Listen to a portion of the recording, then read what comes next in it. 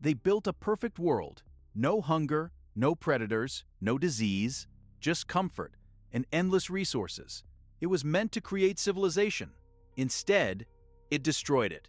Within years, the colony collapsed, not from war, not from hunger, but from something silent, something born from too much comfort. Chapter 1: The Perfect World. The experiment began inside a carefully engineered habitat created to remove every external threat and simulate a flawless environment for long-term survival. Food dispensers were constantly full. Fresh water flowed without interruption. Temperature remained stable, controlled, and perfectly comfortable at all times. The first inhabitants entered cautiously, exploring platforms and corridors, memorizing space, mapping structure, and testing the boundaries of their new world. At the beginning, instincts remained sharp. Social spacing appeared natural. Movement patterns were alert, coordinated, and highly responsive. Nesting areas formed quickly across multiple levels. Small, structured communities emerged without conflict or territorial aggression. Pairs developed strong bonds. Protective behaviors were consistent. Mothers showed attentive care and stable nurturing patterns. Birth rates increased steadily over time. Each new generation experienced even greater security than the one before it. There were no predators nearby, no resource scarcity, no environmental pressure forcing adaptation or competition. The strongest individuals had nothing to defend. The weakest had nothing to fear. Traditional hierarchies slowly began to soften. Without real pressure, dominance displays declined. Territorial disputes became rare, almost unnecessary in this environment of constant abundance. Exploration slowed gradually. Curiosity diminished. There was no incentive to search beyond what was already guaranteed. Daily routines stabilized into repetition. Eat, groom, rest. Social interaction became predictable and mechanically consistent. Energy levels remained high, but there was no meaningful direction for ambition, competition, or risk-driven behavior. The population continued expanding without resistance. Growth felt effortless, stable, and entirely under control. And that was the first unnoticed shift. When survival becomes effortless, purpose begins to quietly erode beneath the surface. Chapter 2: Growth Without Limits. The population doubled, then doubled again. Every level filled faster than expected, yet resources remained untouched and endlessly available. Crowding increased around feeding stations, not from scarcity, but from proximity and growing density of bodies. Physical contact became unavoidable. Personal space shrank. Subtle tension began replacing earlier calm coordination. Minor disputes appeared. Small pushes. Quick reactions. Nothing serious, but no longer completely peaceful. Young individuals struggled to establish territory. There was space, but no structure guiding hierarchy anymore. Dominant males attempted to assert control, yet constant abundance made their authority feel unnecessary and unstable. Some individuals withdrew socially, avoiding interaction despite the crowded environment surrounding them. Others became hyperactive, moving rapidly between groups, disrupting order without clear intention or purpose. Maternal behavior shifted subtly. Attention shortened. Grooming became inconsistent and occasionally interrupted. Infants were sometimes left alone longer than before, not from threat, but from growing detachment. Social bonds weakened. Connections became temporary. Stability began fragmenting across multiple levels.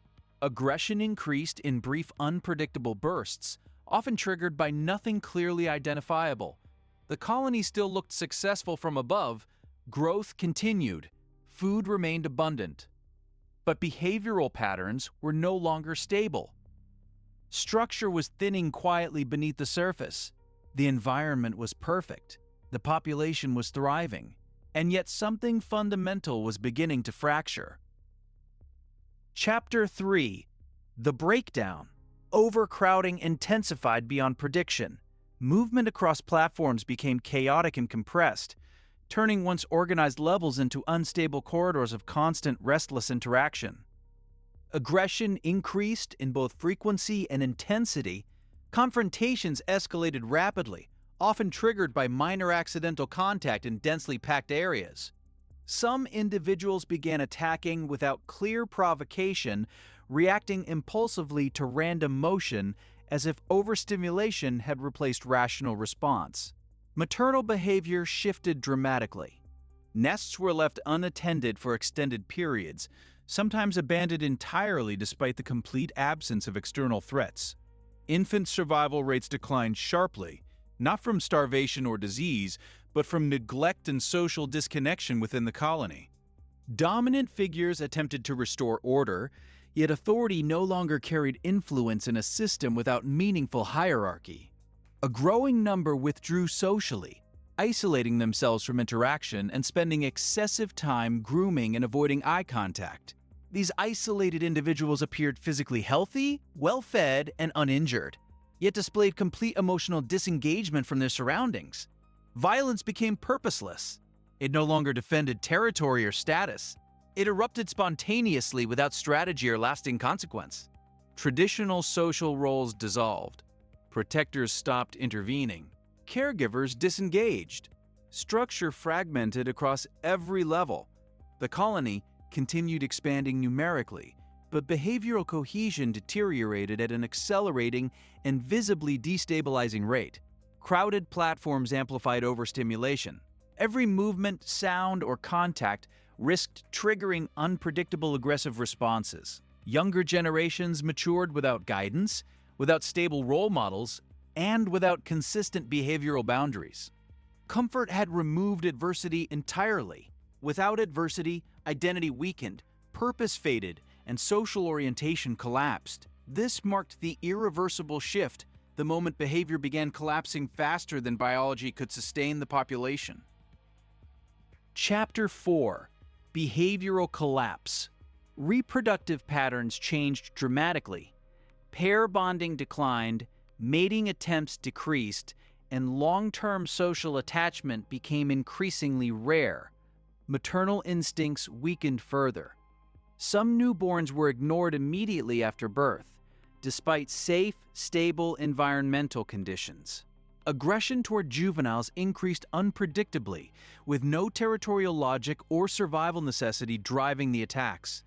Formerly dominant individuals displayed erratic instability, shifting between apathy, disorientation, and sudden uncontrolled outbursts. The socially withdrawn group expanded rapidly, prioritizing grooming, isolation, and self-maintenance over all collective interaction.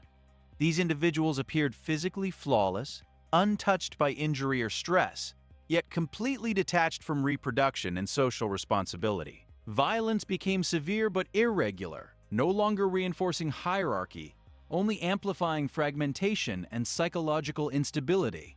Territorial boundaries dissolved entirely, platforms lost structure, movement patterns became random and directionless. Infant mortality rose sharply, not from scarcity, but from behavioral collapse within maternal and communal systems. Younger generations showed diminished curiosity, reduced mating behavior, and almost no competitive drive. The habitat remained structurally perfect. Food overflowed, climate control functioned flawlessly. Resources remained untouched. Yet social architecture disintegrated.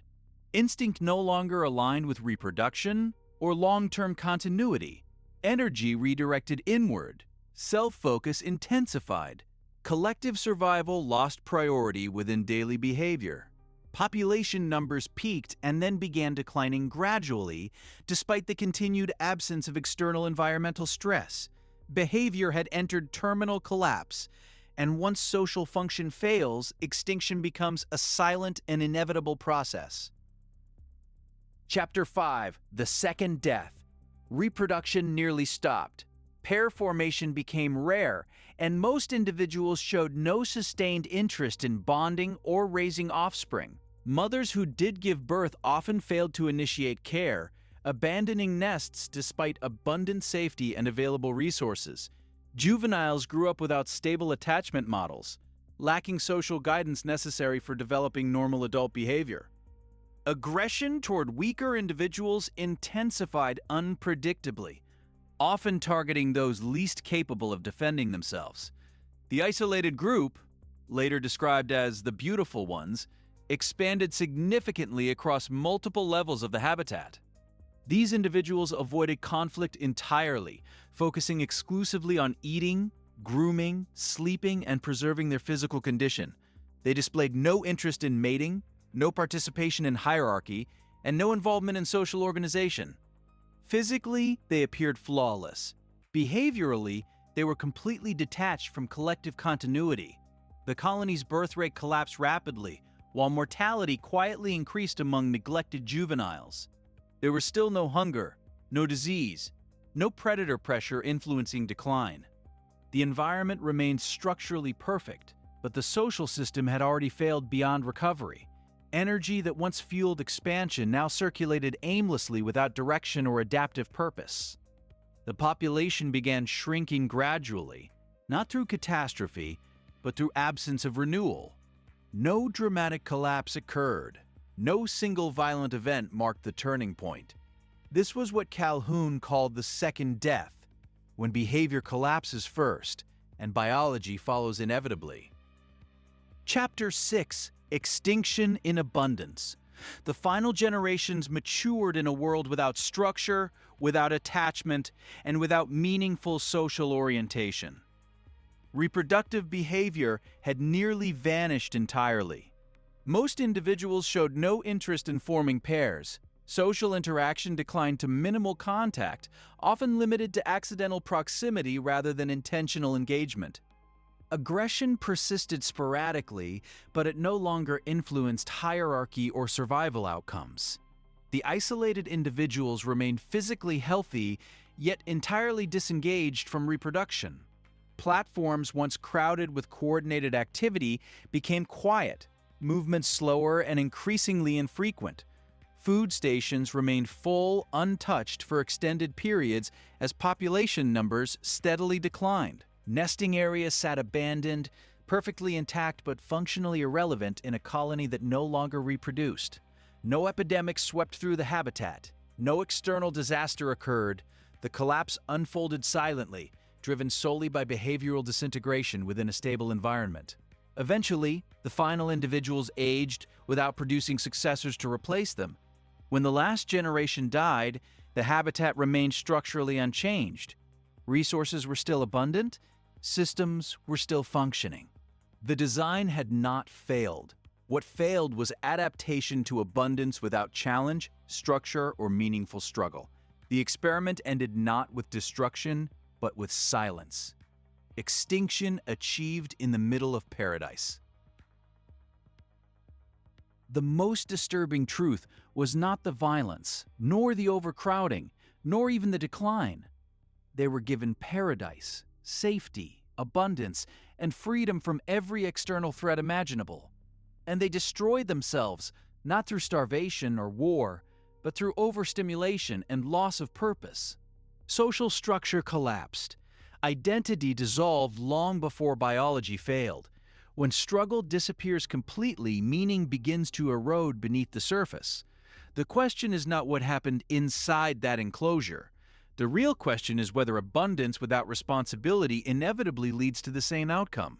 If you were given a perfect world, no danger, no scarcity, no competition, would it become paradise or the quiet beginning of your own second death?